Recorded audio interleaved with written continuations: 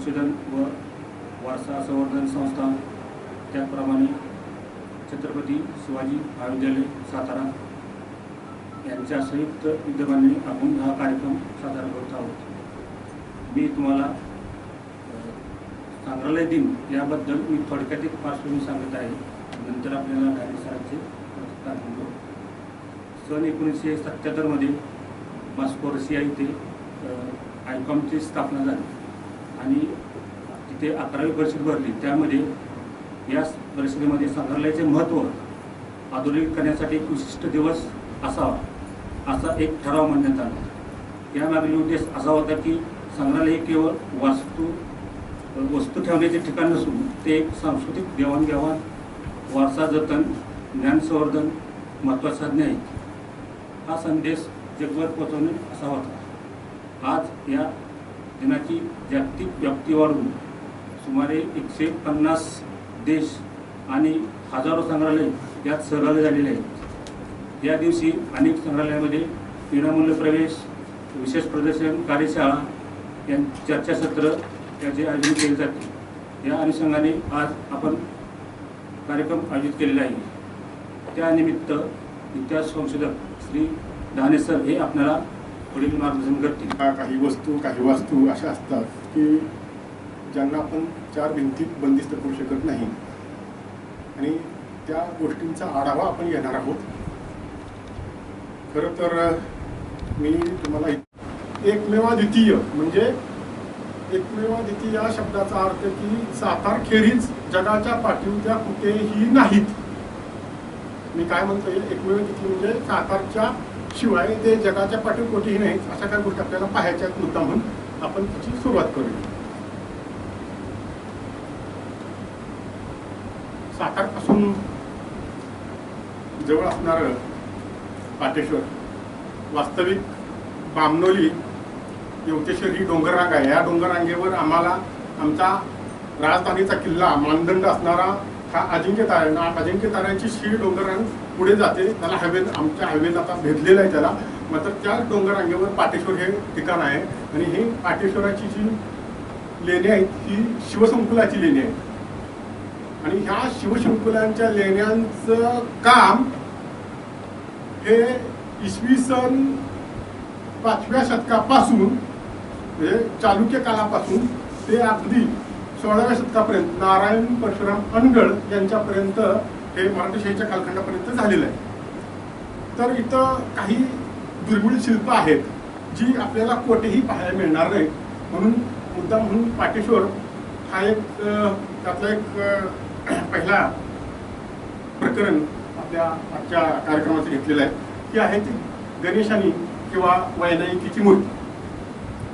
आता तुम्हाला लक्षात येत असेल की ही जी मूर्ती आहे ही गणपतीची नाही तर स्त्रीरूपी गणेशाची आहे। ही मूर्ती आपल्या भारतात हाताच्या बोटामध्ये एवढ्याच आहे। पैकी महाराष्ट्रात मला ज्ञात असणारी भुलेश्वर पुण्याच्या जवळ तिथे गणेशाची मूर्ती आहे। दुसरं म्हणजे की महाराष्ट्रातील काही संग्रहालय सोडली त्या संग्रहालयामध्ये असणाऱ्या मूर्त्या धातूच्या आहेत, त्याच्यामध्ये गणेशाची मूर्ती आहे आणि ही मूर्ती आपल्याकडे पाटेश्वरचं जे मुख्य मंदिर आहे या मुख्य मंदिराच्या त्याच्यातून आत गेलं की त्या देवकोष्ठाच्या डाव्या कोणाला ही मूर्ती आहे। जर तुम्ही बारकाईनं पाहिलं ना तर ही अर्धपद्मासनातील मूर्ती आहे आणि स्त्रीरूपी गणेश आहे। आता मला तुम्हाला असं सांगायचं आहे की मूर्ती विज्ञान, ज्याला मूर्ती विज्ञानाला इंग्लिशमध्ये चपलक शब्द नाही, एक आयकॉनोग्राफी असं म्हटलं जातं। ही आयकॉनोग्राफी बेस्ड ऑन मूर्ती विज्ञान ही बेस्ड ऑन कशावर तर वेदा, पुराण, शास्त्र, श्रुती आणि स्मृती याच्यावर हे आधारलेलं आहे।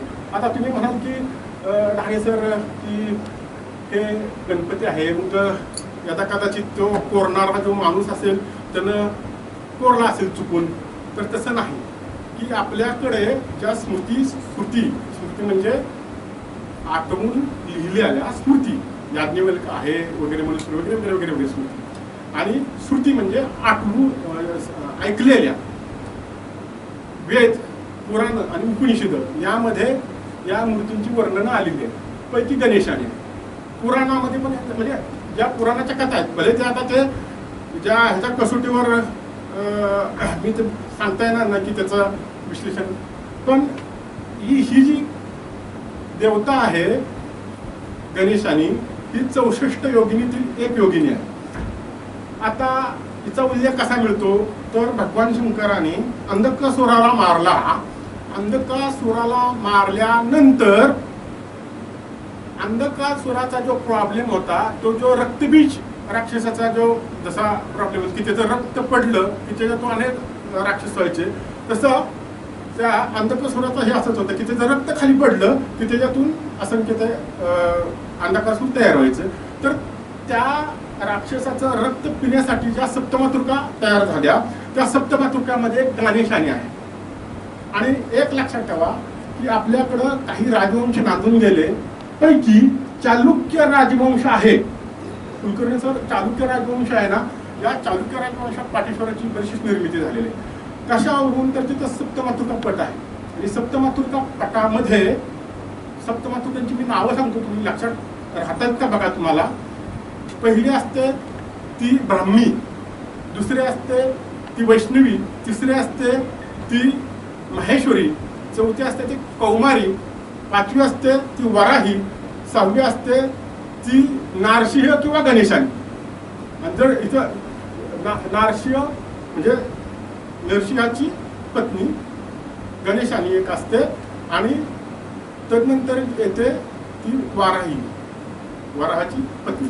अशा सप्तमातृका आहेत. त्या सप्तमातृकांचा पट्ट तुम्हाला फक्त आणि फक्त पाटेश्वरला पाहायला मिळेल. एवढं समृद्ध लेणं पाटेश्वर आहे, शिवलेणं आहे.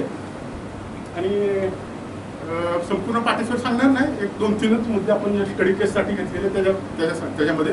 तर ही गणेशानी, आणि या गणेशानीचं कार्य असं होतं, जे पुराणातली आलेली कथा की अंधकासुराला मारत असताना जे रक्त उडत होतं त्याचं प्राशन करण्यासाठीच हे रूप आहे गणेशानीचं. आणि त्याच्यामध्ये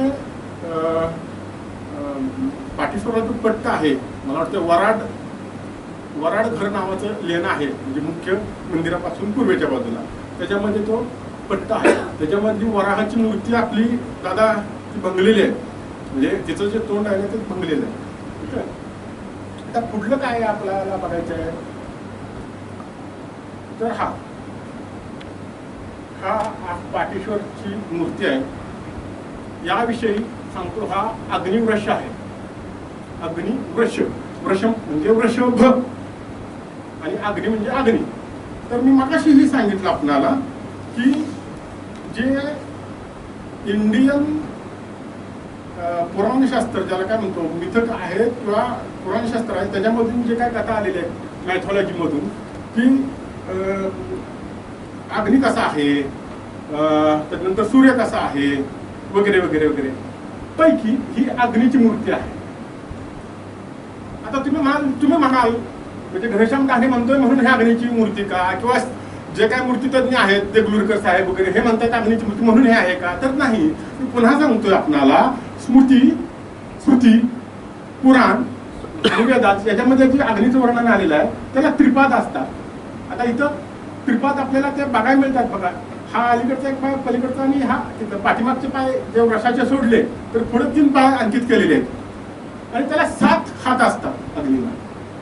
काउंट करायचं म्हणून 1, 2, 3, 4, 5, 6 आणि मध्ये आहे तो 7वा. अग्नी याला 2 मुख असतात. एक पहिलं मुख आहे मानवासारखं दिसतंय ते, आणि दुसरं आहे ते वृषभाचं मुख आहे. आता अग्नीला 2 मुख आपल्याकडं अग्नीचे 2 प्रकार असे सांगितले, यज्ञाग्नी आणि दुसरा अग्नी आहे तो वानाग्नी किंवा वनाग्नी असं म्हणतो आपण त्याला. काय आणि याची मुख काय आहेत तर अव्याह मुख, की ज्याच्यात आपण आहुती टाकतो ते मुख असतं, ते अग्नी शांत असतो, तो अग्नी आपल्या कंट्रोलमधला असतो. पण काव्याग्नी आहे ना, तो काव्याग्नी आपल्या कंट्रोलमधला नसतो, म्हणजे वनवा वगैरे असतो ना, हा वनवा त्याचा भाग असतो, म्हणजे भयानक मुख असतं हे. त्यामुळे हे 2 मुख आहेत त्याची. आणि हा जो मी तुम्हाला सांगितलं तो अग्निवृक्ष. ओके, तर ठीक आहे. पाटील सरोवर ही एकमेव जगाच्या पाठीवरची आपली मूर्ती आहे की जी सातारा पासून अवघ्या काही किलोमीटर्सवर असणारी ही मूर्ती आहे. ओके, ठीक आहे. पुढे सुरू या पद्धतीची दिसते बघा पुढून.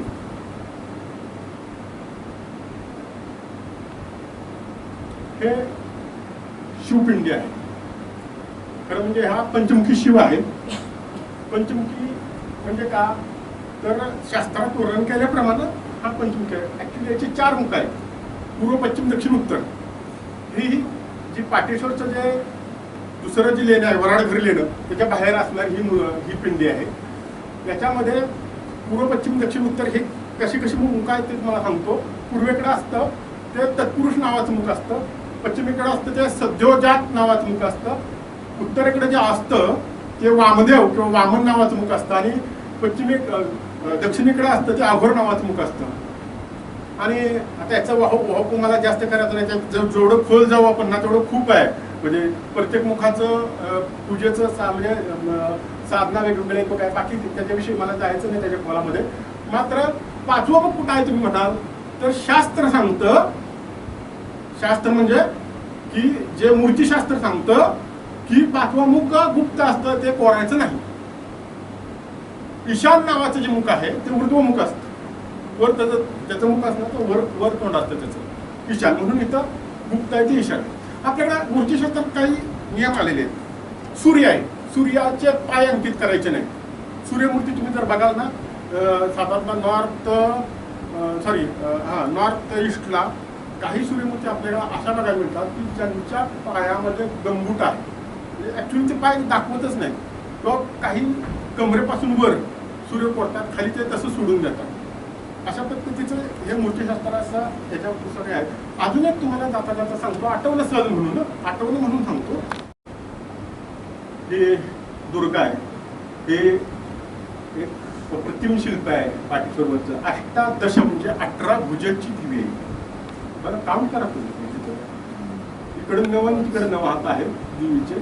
आणि प्रत्येक हातात तिचं आयुध आहे. प्रत्येक आयुधाचा अर्थ आणि प्रत्येक आयुधाचं काम मूर्तीशास्त्रात दिलेलं आहे की देवीने कुठं काय काय केलं ते त्याचे सगळे डिटेल्स आलेले आहेत. त्याच्यात मी काय जास्त जाणार नाही, थोडं कारण खूप आहे. पाटेश्वर हे एक तंत्रपीठ आहे. आता ऍक्च्युली खराब बाबा आल्यामुळे तंत्र हे बदनाम झालेलं आहे. पण तंत्र हे वेगळं तंत्र, म्हणजे ज्याला काय म्हणतो की शास्त्रामधलं तंत्र. तर हे ज्या काही पिंड आहेत ना, त्या यंत्र, तंत्र आणि मंत्र याच्याशी निगडीत असणारे हे. हा पाटेश्वरचा एक पिंड आहे, मरगळ म्हैसा ज्याला म्हटलं जातं. त्याच्या पाठीवर तो ईश्वर आहे, म्हणून की काय पाटेश्वर असं नामाभिकरण झालेलं असावं. अजून एक पाठीवर ईश्वर असणारे अजून एक तिथं उठावदर्शक शिल्प आहे वराडघर याच्यामध्ये.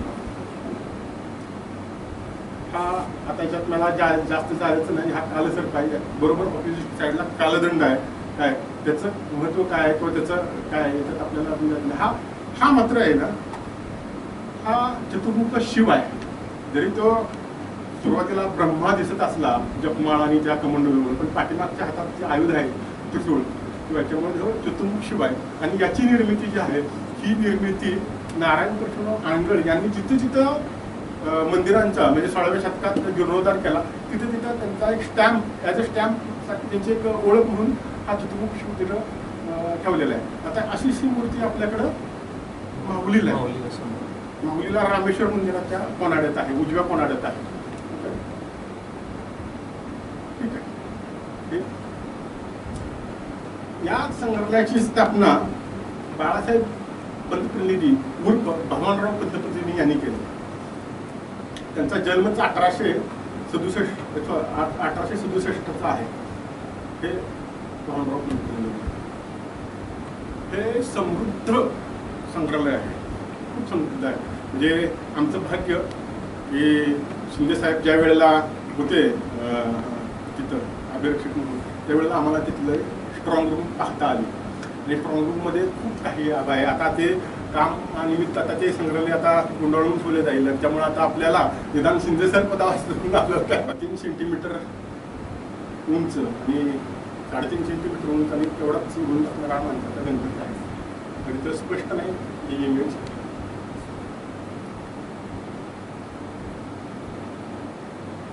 हे एक आंतरराष्ट्रीय ख्यातीचं शिल्प इथं आलेलं आहे. वामनराव पंतप्रतिनिधी जे आहेत संग्रहालयाचे बाळासाहेब पंतप्रतिनिधी यांनी जगभर फिरून प्रवास करून जगातल्या प्रख्यात शिल्पींची शिल्प आपल्या संग्रहालयासाठी जमा केली. पैकी हे मदर चाइल्ड नावाचं शिल्प आहे आणि हे इंग्लंडचा प्रख्यात शिल्पी हेनरी मूर याचं हे शिल्प आहे. ॲक्च्युली आपल्याकडून बऱ्याचशाच मूर्ती तिकडच्या बॅकिंगहॅम पॅलेसला वगैरे गेलेल्या आहेत. मात्र तिकडचं एक हे शिल्प इकडे आलेलं आहे. तिकडच्या सरकारनं आपल्याशी हे आम्हाला हवं आहे म्हणून अनेकदा पत्रव्यवहारही केलेले आहेत संग्रहालयाशी. मी गेलं ती गेलं. हा हेनरी मूर बघ.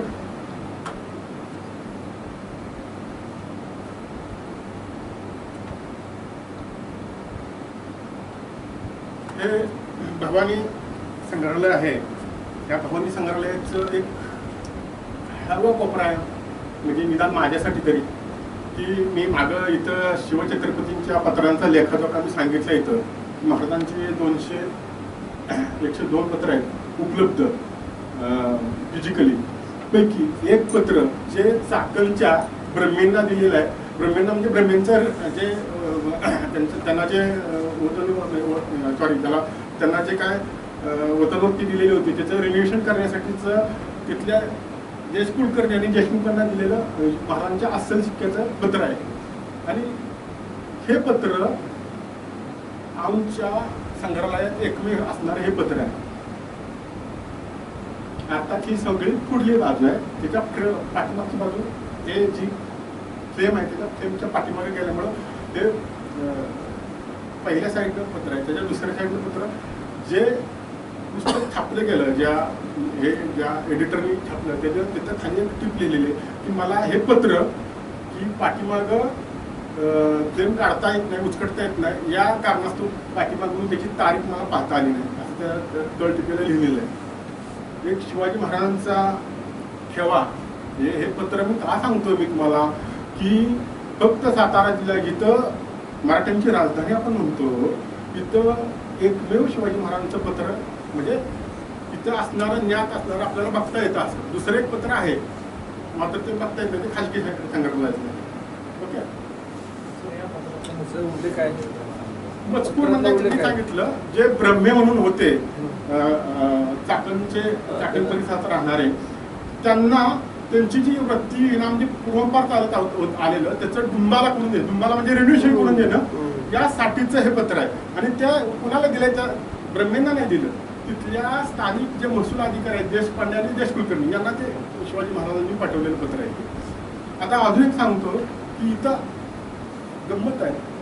हे बघितलं की एक खाळवा कोपरा जागा होतो. साजी चतुर रंग सैन्य अंग में उमंग धरी सरस शिवाजी जंग जीतन चलत है भूषण भरत नाद भरत नकारन के नद गैबरन के रलत है ऐल फैल खैल फैल खलक में गैल गैल गजन की ठैल फैल सैल उसळत है ताराच तरीन धुरी धारा में लगत मी थारा पर पारा पारा वार यो हाल.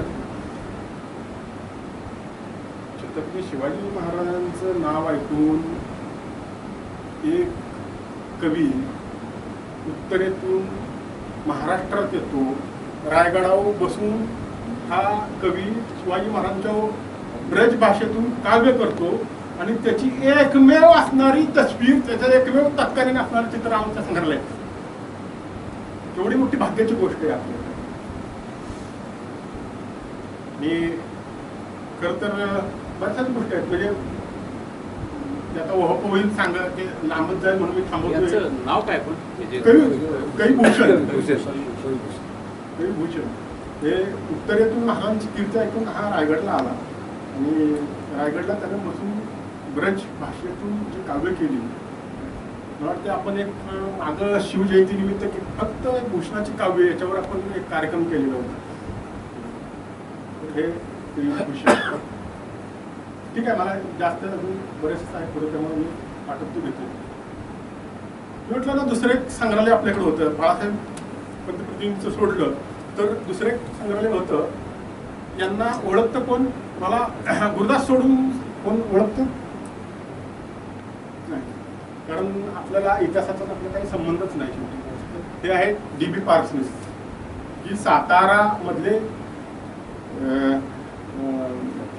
सुरुवातीचे इतिहास संशोधक.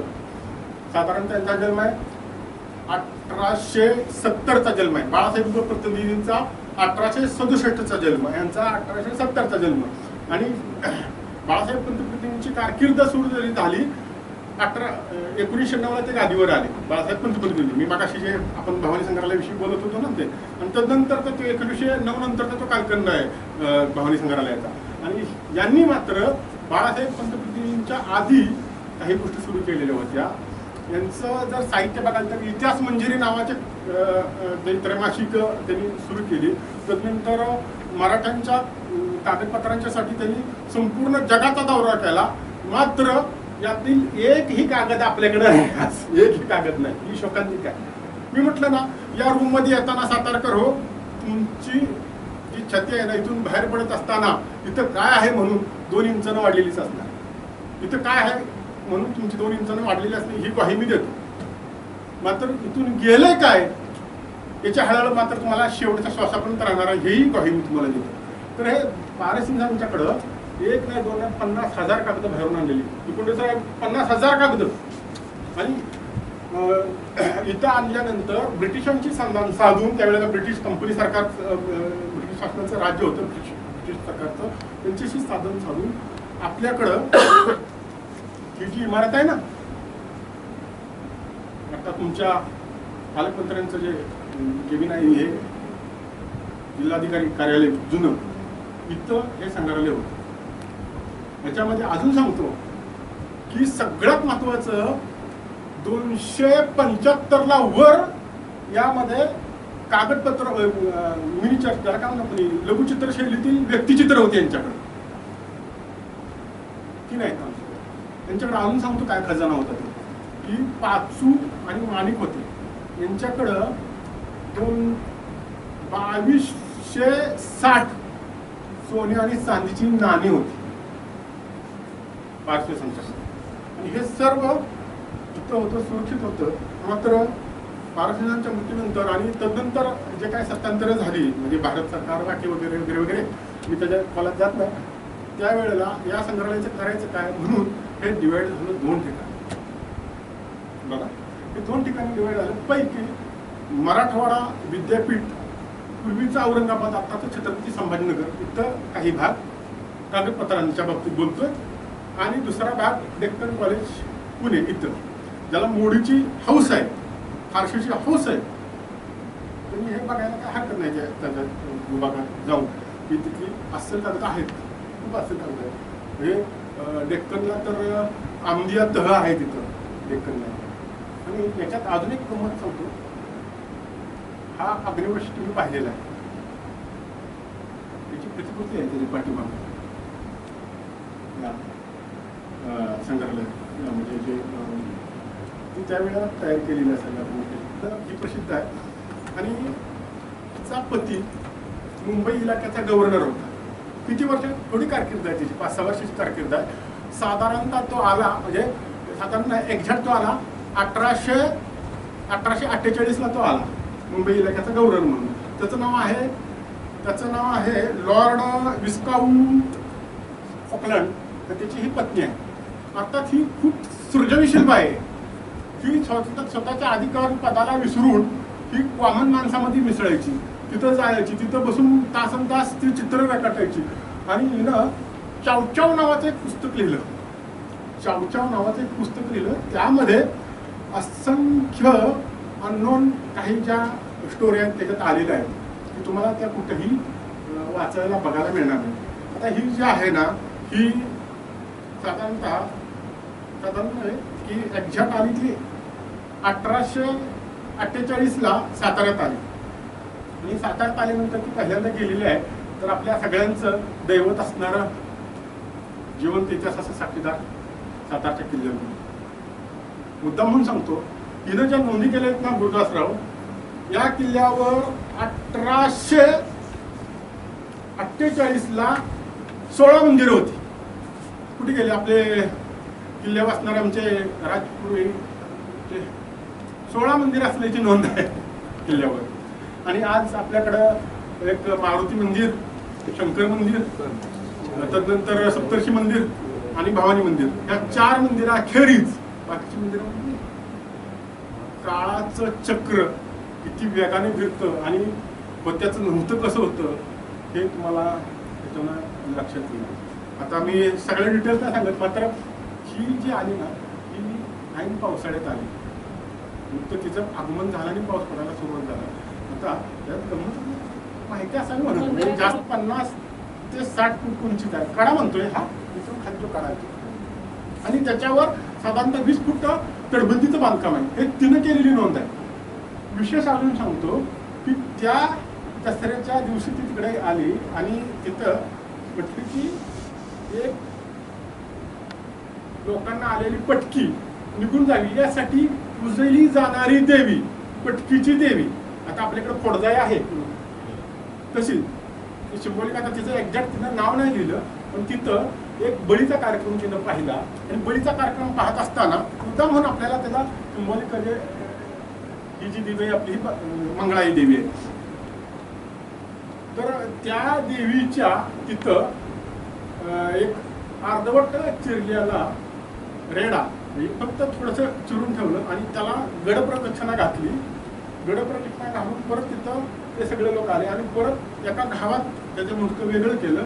त्यानंतर ते जो सगळं स्वयंपाक झाला त्याचं ते सगळं घेऊन तटाच्या वरून ते शितळाई नावाचा आपला जो प्रकार असतो ते फेकत होते. त्यावेळेला या ही जी लेडी आहे अमेलिया, ह्या अमेलियानं तिथल्या एका वृद्ध माणसाला प्रश्न केला की हे काय चाललंय, तर त्यानं सांगितलं उत्तर भयानक आहे. तो म्हणतोय की इथं मुद्दात माणसं मिली आणि त्यांच्यासाठी म्हणजे हे तिनं लिहिलेलं सांगतोय, माझ्या पदार्थ सांगत नाही की त्यांच्या मुक्तात्म्यासाठी हे आम्ही ते टाकतोय. आणि मॅडम हे म्हणला काहीच नाही की आम्ही थोरला रेडा, थोरला म्हणजे आता ही पिल्लू आहे, पूर्ण वाढ झालेला रेडा घेऊन यायचो आणि तो कापायचो. त्यावेळेला आम्ही ते जो चितळ्या करताना जे टाकत असतो ना त्यावेळेला ते मांसाचे तुकडे ते भूते म्हणायला म्हणतात ते आमच्या हातातच निसकवून घ्यायची असं तिने ते लिहिलेलं आहे. आता ते तिनं त्या सांगितलं याच इटीच सांगतो तुम्हाला. परत आणखी अंधश्रद्धावळे कोण असले तर माझ्याकडे तर असं काय शासकीय कार्यक्रमातून तुम्ही असं काय गोष्टी सांगताय. हे नंतर आपला जो आता तुम्ही जे आता सांगितलं त्यांच्या पत्रातून तो माती बुजलेलाच आहे ना हा सगळा. नाही हा जो आहे ना हा रॉक आहे सगळा.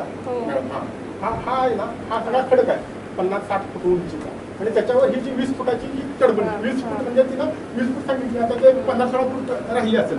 वरचा बराचसाच भाग आहे ना म्हणजे संरक्षित भाग जो आहे म्हणजे खालून टोपेचा गोळा किंवा बंदुकीची जे गोळी आली तर लागू नये लोकांना म्हणून डोक्याची जे उंची असायची 7-8 फुटाची ती फक्त कोसळलेली आहे काळाच्या ओघात.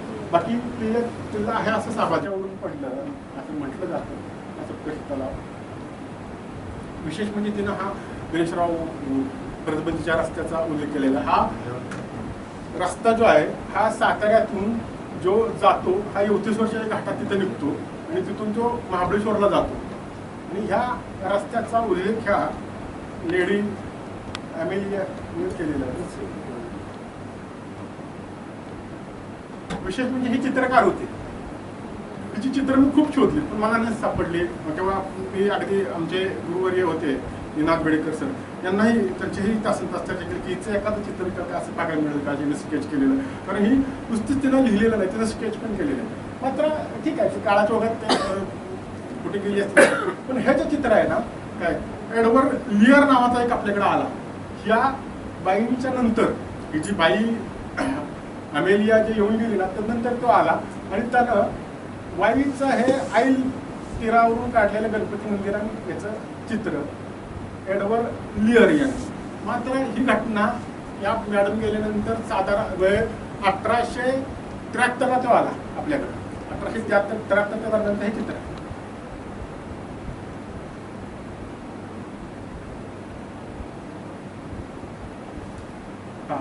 एडवर्ड लिअर ते प्रतापसिंह महाराज. या प्रतापसिंह महाराजांच्या बाबतीत सांगायचं की महाराजांना त्यांच्या राहत्या याच्यातून इंग्रजांनी राजद्रोहाचा आरोप ठेवून 1808ला जे गादीवादी प्रतापसिंह महाराज, पुण्यश्लोक थोरले प्रतापसिंह महाराज यांना राजद्रोहाचा टप्पा ठेवून त्यांना अटक केली. तिथून त्यांना लिमशेरी इथं ठेवलं आणि तिथून पुढं काशीकडं रवाना केले. मात्र त्यांना ते इथं असताना 1818ला जी खडकीची लढाई झाली आणि मराठी सत्तेचा तदनंतर राज झाला, त्यावेळेला हा ग्रँडअप आलेला तिथं आणि ग्रँडअपनं 1818च्या खडकीच्या लढाईत जी काही यश मिळवून दिलं, संपादन करून दिलं, म्हणून मुंबई इलाक्याचा त्यावेळेचा जो गव्हर्नर आहे त्याचं नाव आहे माउंट एल्फिस्टन.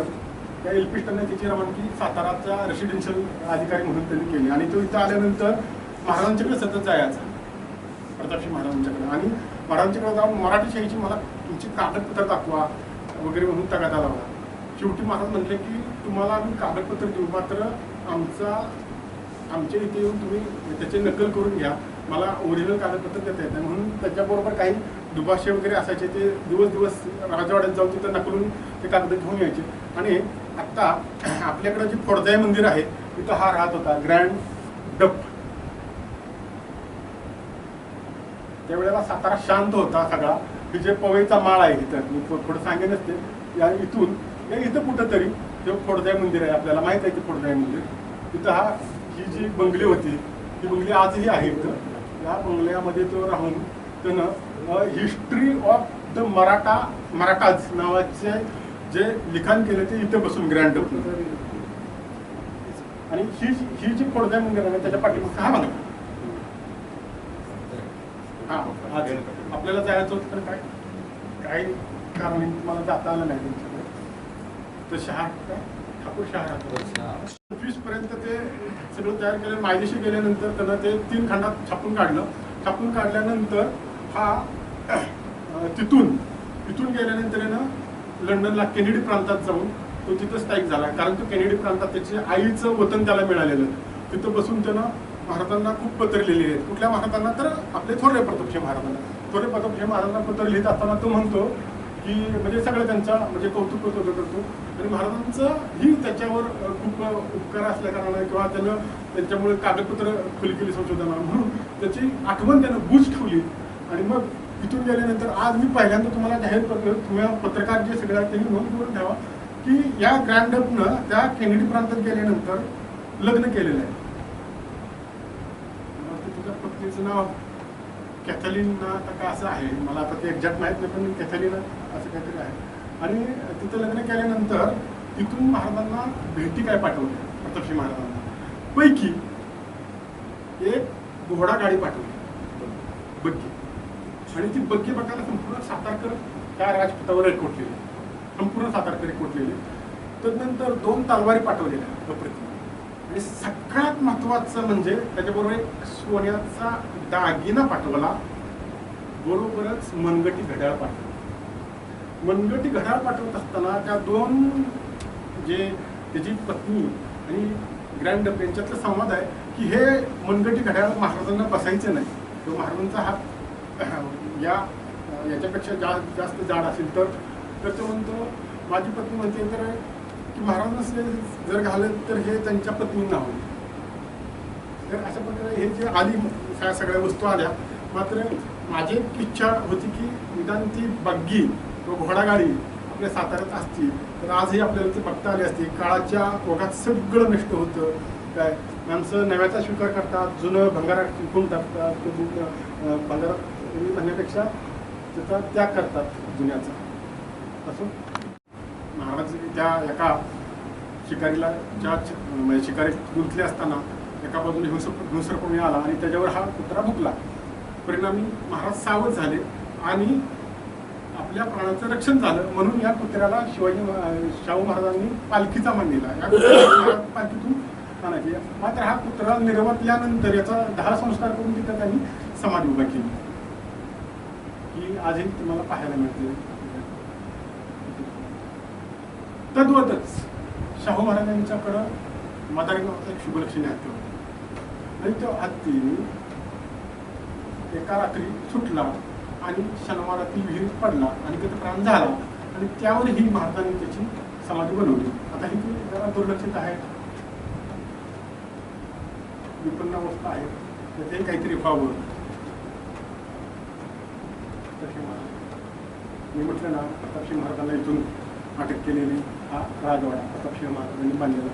महाराज 1808ला गादीवर आले. 1808 आल्यानंतर 24च्या दरम्यानचं बांधकाम सुरू झालं आणि 35च्या दरम्यान काहीतरी महाराजांचा आणि महाराज अटक केल्यानंतर महाराजांच्यासाठी कायदेशीर लढा देण्यासाठी मी संपूर्ण इतिहास काय सांगणार नाही, जर त्याच्यात मला महत्वाचा का मुद्दा सांगायचा ते सांगतो मी तुम्हाला की काही वस्तू कशा काळाच्या उदाहरण घडत होत्या त्यासाठी म्हणतो की महाराजांच्या वरच्या आरोपाचे खंडन करण्यासाठी आणि महाराज कसे न्यायी आहेत किंवा महाराजांनी कसा आमचे महाराज दोषमुक्त आहेत हे याचा लढा देण्यासाठी रंगबापूजी मुक्ती लंडनला गेले. लंडनला त्यांनी 1 नाही 2 नाही 14 वर्ष ब्रिटिश सरकारशी महाराजांची बाजू मांडण्याचा सातत्याने प्रयत्न केला, पण त्याला अपयश आलं. शेवटी त्यांच्याकडं एवढी विपन्न अवस्था आली की माघारी यायला पैसे सुद्धा उरले नाहीत बापूंच्याकडं. आणि मग बापू अशाच अवस्थेत फिरत असताना त्यांना तिथल्या त्यांच्या इंग्रजी मित्रांनी काही मदत केली आणि त्यानुसार ते आले. आणि येत असताना मात्र 14 वर्ष तुम्ही प्राणपणानं या सगळ्या गोष्टीची सेवा केली, आपल्या स्वामींच्यासाठी तुम्ही लढा उभारला. म्हणून त्यांनी एक साधारणतः 18 पात्यांचं एक पदक त्यांना भेट दिलं. त्याच्यावर त्यांची नावं आणि हा सगळा मजकूर आलेला आहे सगळ्यांचा. मात्र हे पदक जे आहे हे ॲक्च्युली मी त्याचा जुना मुद्दा म्हणून घेतलेला आहे त्याचा. हे जे पदक आहे हे पदक रंगबापूजींना देण्यात आलं. रंगबापूजी इथं आले. इथं आल्यानंतर रंगबापू काय गप्प बसले नाहीत, त्यांनी उठावाला सुरुवात केली. उठावाला सुरुवात केल्यानंतर तुम्हाला आपल्याला माहितच आहे की 5 सप्टेंबरला जी ठिणगी पडली त्यात मानसिंग नावाचा अधिकारी त्याला गिरफ्त करून लगेच इंग्रजांनी मारला आणि त्याच्याबरोबर धरपकड सुरू झाली. आणि धरपकड सुरू करून आपले अवघे 18 लोक त्यातली सापडली. 2000 लोक ह्या सातारच्या उठावात इन्व्हॉल्व होती, मात्र फक्त 18 लोक सापडली. रंगबापूची मुक्तीही सापडली. मात्र शिताफीनं ते निसाटले. शिताफीनं निसाटल्यानंतर इंग्रजांनी त्यांच्या शोध मोहिमेसाठी त्यांचं जे कारीचं घर होतं ते खणून काढलं. इथं त्यांची तस्वीर मिळते का यासाठी खूप प्रयत्न केले, मात्र ती मिळाली नाही. तर ते तबक मिळालं. ते तबक ते गोरे सोल्जर जे होते ते घेऊन गेले आणि हेच तबक पुढं 1906ला लंडनमधल्या एका भंगारच्या दुकानात ते विकायला ठेवलेलं होतं. तर तिथं आपल्याकडचे प्रसिद्ध संशोधक शंकरराव आबाजी भिशे हे गेले आणि त्यांनी ते खरेदी केलं आणि ते आणल्यानंतर त्यांच्या बंधूंच्याकडे मोठ्या दिलं आणि परिणामी परत ते आपल्या केळकर म्युझियममध्ये आता ते बघायला मिळतं तुम्हाला. ते केळकर म्युझियममध्ये आहे. म्हणजे एखाद्या वस्तूचा प्रवास कुठून सुरू होतो आणि कुठं संपतोय. महामानव बाबासाहेब आंबेडकर आणि सातारा याचा खूप मोठा घनिष्ठ संबंध आहे की बाबासाहेब अवघ्या 9 वर्षाचे असताना साताऱ्यात आले आणि साताऱ्यात आल्यानंतर बाबासाहेबांना मी मगाशी जे प्रतापसिंह हायस्कूल मी दाखवलं तिथं बाबासाहेबांच्या शिक्षणाला प्रारंभ झाला. आणि बाबासाहेब इथं सदर बाजारमध्ये इथं राहत होते. ते बाबासाहेबांचं जे सगळं कुटुंब जे आहे म्हणजे रामजी सपकाळ, सुभेदार रामजी सपकाळ हे महूवरून लष्करी पदावरून रिटायर झाल्यानंतर सातारला येऊन स्थायिक झाले. बाबासाहेबांची 4 बंधू, त्यांच्या आई. विशेष दुःखाची गोष्ट गुरुदासराव आपल्याला माहितीच आहे की बाबासाहेबांची आई जी आहे भीमाबाई यांचं निधनही इथलंच निधन. म्हणजे त्यांचं निधन आहे 1896-98च्या दरम्यानचं ते निधन आहे. आणि बाबासाहेब लहान असताना या सदर बाजारापासून त्यावेळेला अगदीच डांबरी रस्ते असतील असे नाही, इथून ते आपल्या प्रतापसिंह हायस्कूलपर्यंत हे पायी शाळेला जात असत. आणि हे सगळं घडत असताना ऊन वारा पाऊस याची तमानं बाळगता हा एक भूतपूर्व मुलगा जात असत. आणि त्याविषयी कोणी याची आठवण ठेवलेली आहे का, कोणी लिहून ठेवलेलं आहे का, तर आहे. तर हे जे बाबासाहेबांचं घर आहे या घराच्या शेजारी हे बाबासाहेबांचं जे रजिस्टर आहे हे प्रतापसिंह हायस्कूलमध्ये आहे. त्याच्यामध्ये 1914चा जो युवा रामजी आंबेडकर हे दिसतं इथं मोडीमध्ये आहे युवा रामजी आंबेडकर. हे रजिस्टर जतन करून ठेवलेले आहे. संग्रहालय फक्त 4 भिंतीतच असतात असं नाही की त्याच्या पलीकडची जी संग्रहालय आहे म्हणून हे मुद्दा मी घेतलेलं आहे. तर सांगायचं तात्पर्य असं आहे की बाबासाहेबांची इथं शाळा सुरू झाली आणि बाबासाहेबांची इथल्या रहिवासातील काही आठवणी कुणी लिहून ठेवलेले आहेत का तर लिहून ठेवलेले आहेत. त्यामध्ये 1921 साली जन्मलेले ग्रामीण साहित्याचे आणि दलित साहित्याचे अभ्यासक व लेखक माननीय डॉक्टर शंकरराव खरात खूप यांची पुस्तकं म्हणजे उपेक्षितांच्या व्यथा मांडणारी पुस्तकं आहेत. कधी वाचून बघा. गाव शिव, गावकी भावकी, तारा अंतराळ हे यांचं आत्मचरित्र आहे आणि यांनी लिहिलेले पुस्तक आहे. अप्रतिम पुस्तक आहे की ते वाचताना डोळ्यात पाणी येतं. हे अस्पृश्यतेचे काय चटके असतात ना ते मी बाबासाहेबांना हे भेटलेले. बाबासाहेबांच्या बरोबरच काम करत होतो. तर यांनी बाबासाहेबांच्या सहवास, बाबासाहेब आंबेडकरांच्या सहवासात नावाचं पुस्तक लिहिले. त्याच्यामध्ये ह्या सगळ्या गोष्टी आलेल्या ॲज इट इज नावाचं एक पुस्तक माईनी लिहिलेलं आहे. बाबासाहेब गेल्यानंतर माईनी लिहिलेलं आहे. त्याचं नाव आहे, त्या पुस्तकाचं नाव आहे डॉक्टर आंबेडकरांच्या सहवासात. माईंच्याही आठवणी आहेत त्याच्यामध्ये. ते तर यांनी ते लिहिलेल्या आठवणी आहेत. त्याच्यामध्ये मुद्दा म्हणून सांगायचं आहे मला. मुद्दा म्हणून काय गोष्टी सांगायच्या. तर इथं हे 2 वृक्ष तुम्हाला दिसत आहेत. बाबासाहेबांचं जे घर आहे हे बंगले आहे सदर बाजारला. तिथं पुरातलं तुम्ही बघा ना आपल्याला बोर्ड पण लावलेला आहे तो. तर हे लिंब आहे. इथं गुरुदासराव काटेश्वर होते आणि या काटेश्वरीच्या बुडाला जाईचा वेल होता आणि तो बाबासाहेबांनी लावलेला असावा असं शंकरराव खरात लिहितात. आणि शंकरराव खरातांचा त्यांना थेट संबंध असणार आहे. ठीक आहे. आणि त्याच्यात हा जो लिंब आहे ह्या लिंबाच्या सावलीत बाबासाहेब खेळलेले आहेत. अर्थात हा लिंब आहे ना हा तो मूळ लिंब पडून त्याचा दुसरं एक झाड उगवलेलं आहे. परवाशी मी आणि शिंदेसाहेब गेलेलो या ठिकाणी. खूप विपन्नावस्था आहे. शासनाला लवकरात लक्ष घालून त्याचं अजूनही काय म्हणजे जतन करावं. कारण मी म्हटलं ना की काळाच्या ओघात बरंच गमवून जातो. ती गमवून जाण्याची वेळ येऊ नये आपल्यावर. पलीकडे एक वृक्ष दिसतोय तुम्हाला.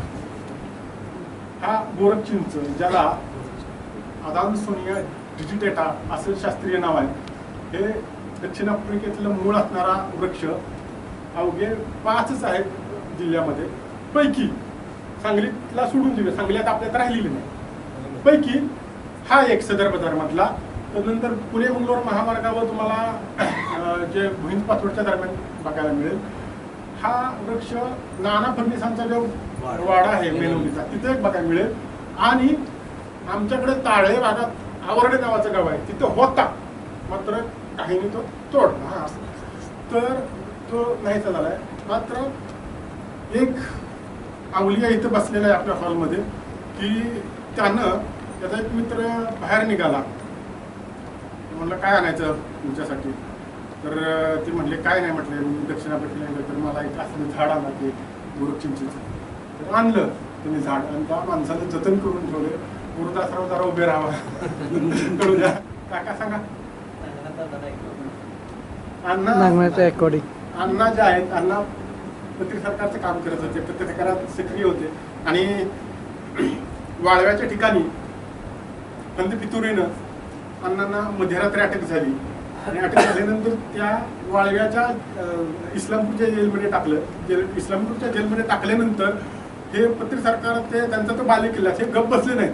त्यांनी उच्चापती सुरू केल्या तुरुंग फोडण्याचा. परिणामी ब्रिटिश सरकारनं त्यांना हलवलं. म्हणजे डेंजरस कैदी म्हणून हलवलं. इथं आणलं आणि इथं आणल्यानंतर त्यांना सुटायचंच होतं. अण्णा म्हणायचं मी माझा जीव घुटमळतो, 4 भिंतीत जीव घुटमळतो, त्यापेक्षा गोळी लागून मेलेलं बरं. आणि मग सुरुवात झाली की इथून कसं तरी बाहेर पडायचं. त्यासाठी आमच्या कामेरीचे SB पाटील आणि नेरलेचे रामू शामू आणि साळी नावाची ग्रस्त होती. या चौघांनी प्लॅन केला. 10 सप्टेंबर 1944चा दिवस. आता हे जे कारागृह आहे आपलं हे कमी उंचीचं नाही, जवळजवळ 20-20 फुटाच्या भिंती आहेत. मग यावेळेला काय झालं या दिवशी 10 सप्टेंबर दिवशी बर्डे गुरुजी आणि नागनाथ अण्णा यांना आंघोळीसाठी बाहेर काढलं. परिणामी ही तिघं चौघं पण बाहेरच आली.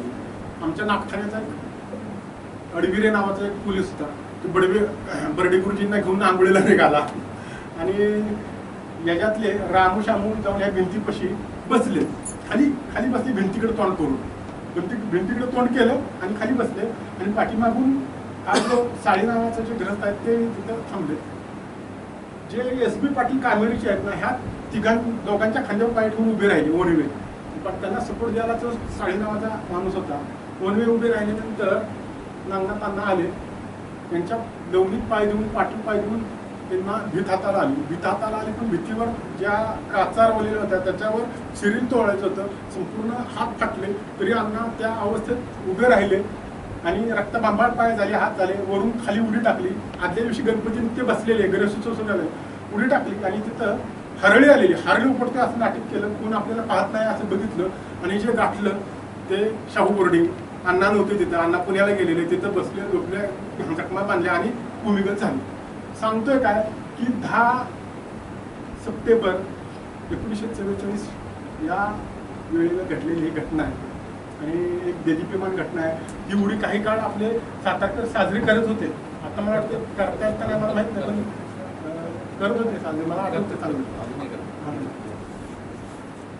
ठीक आहे, ही एक आठवण या जेलच्या कंपाऊंडाकडे बघितल्यानंतर आपल्याला होऊन जाईल. बघितलं हा सातारा, हा निवांत पडलेला. आता हे सिमेंटचं जंगल उभारलेलं आहे. मी म्हटलं ना, आपण काळाच्या आसावर स्वार आहे.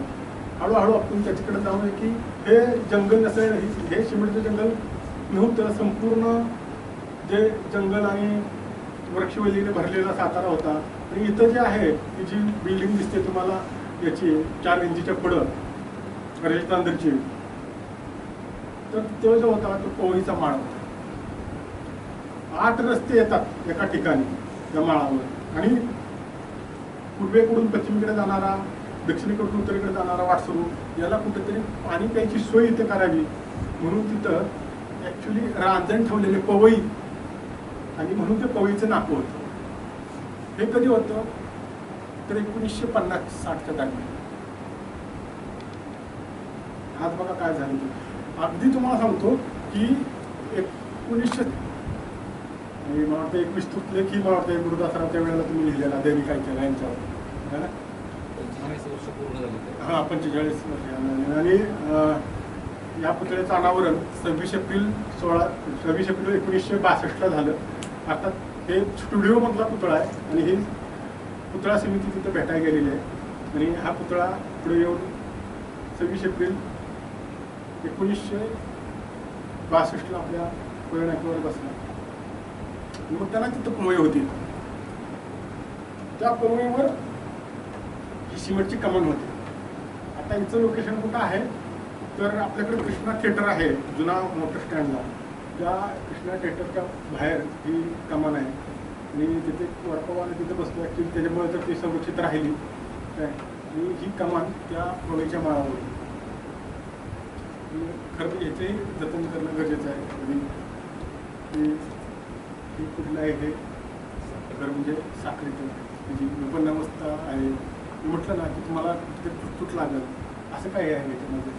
हे खरं म्हणजे लोक चळवळीतून आपल्या श्रमदानातून स्वच्छ केलं पाहिजे. अगदी जे काय असतील तिथं अधिकारी प्राधिकरणाचे वगैरे त्यांनी हे लक्ष घालावं.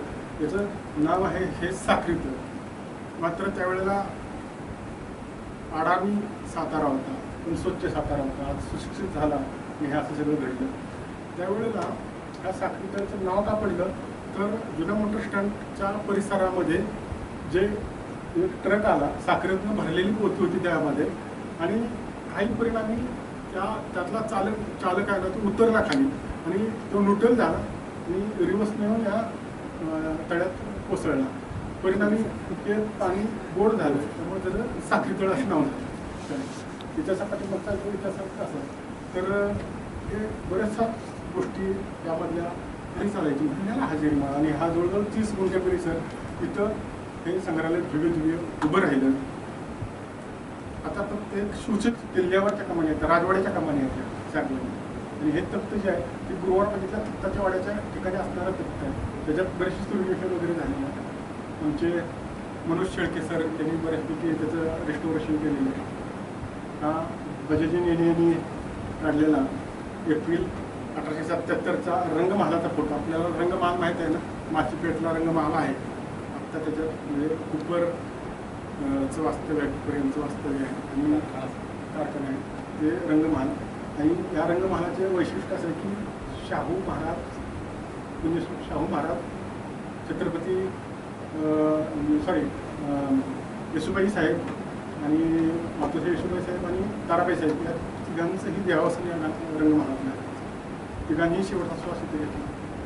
हा नेण्यांचाच फोटो आहे बर्ड ऑइलसारखा ते अजून घेताना त्यावेळेला त्याच्यापासून काढलेलं रंगमहालच आहे. विशेष ह्याच्यात बऱ्याचशाच गोष्टी आहेत, मी काय आता जास्त सांगत नाही. पण ह्या नाना पंडित ज्या आहेत ना, नाना पंडितांचा हा अंगरखा आहे. मी नाना पंडितांच्या विषयी सांगतो की ही जी मागाशी मी दाखवलं ना, ॲमेलिया लेडी ॲमेलिया आपल्याकडे आलेली, ती नानांच्या शेवटच्या पत्नीला भेटलेली. ती 1850ला भेटलेली ती वाईदाताला. त्यावेळेला ती शेवटची पत्नी तिचं वय होतं 60. त्यांचं नाव जीवबाई फडणीस. आणि त्यांच्या सौंदर्याची ती तारीफ करते ॲमेलिया. ती म्हणते की 60 वर्ष असूनही त्यांचं सौंदर्य विशीतल्या मुलीसारखं एवढं त्या सुंदर होतं जीवबाई. नाना म्हणजे त्यांचं ह्या छत्रपती थोरले प्रतापसिंह महाराजांचं एक मिनिचर आहे. याचं वैशिष्ट्य असं आहे की हे सोन्याच्या शेंगा साकारलेलं आहे. त्याचे डिटेल्स बघा तुम्ही. हे जे तुमचं वलय दाखवलेलं आहे पाठीमागं आभा त्यांची एक वाकण्यासारखी आहे. त्याच्यात बारीक डिटेल्स आहेत. या बाजूला ही आता हे चित्रात येत आहे, तुम्ही प्रत्यक्षात बघाल ना तर हे सगळं सोन्याचं साईनं ते तिथं आकार केलेलं आहे. हे शिक्के कटरी सरकारांचे शहाजी महाराज शिक्के कटरी. मी म्हटलं ना बाजेनी नेणे आलेले, ते बाजेनी नेने ही एक भवानी तलवारची चित्र काढलेलं आहे. शाहू महाराजांचं पिक्चर वगैरे. विशेष सांगतो की काही गोष्टी आपल्या नजरेतून सुटतात. शाहू महाराजांचं एक छत्र आहे. या छत्रावर एक मयूर कोरलेलं आहे वरती. अगदी आपल्या छोटंसं छत्रीचा जो वरचा जे टॉपचं दांडा आहे ना, तिच्यातून मयूर कोरलेलं आहे. हे जयराम साहेब वडगावकर रामदासी पंचायत आपले एक पंचायत इथून भिवची चित्र आणली. भिवची चित्र पौराणिक काही देखावे.